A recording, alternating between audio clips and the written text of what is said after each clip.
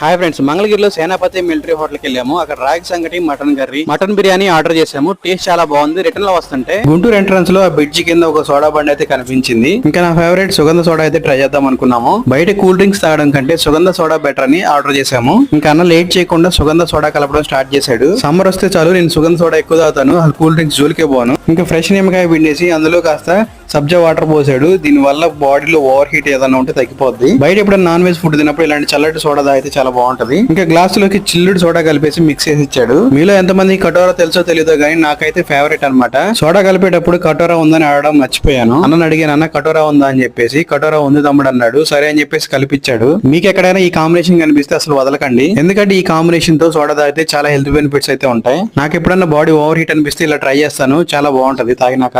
ఇంకా ఎక్స్పెక్ట్ చేసినట్లే టేస్ట్ కూడా చాలా బాగుంది. ఇది ఫ్రెండ్స్ వీడియో నచ్చిందా? వీడియో నచ్చితే లైక్ కొట్టండి, అలాగే మన ఛానల్ ని సబ్స్క్రైబ్ చేయండి. Thank you for watching.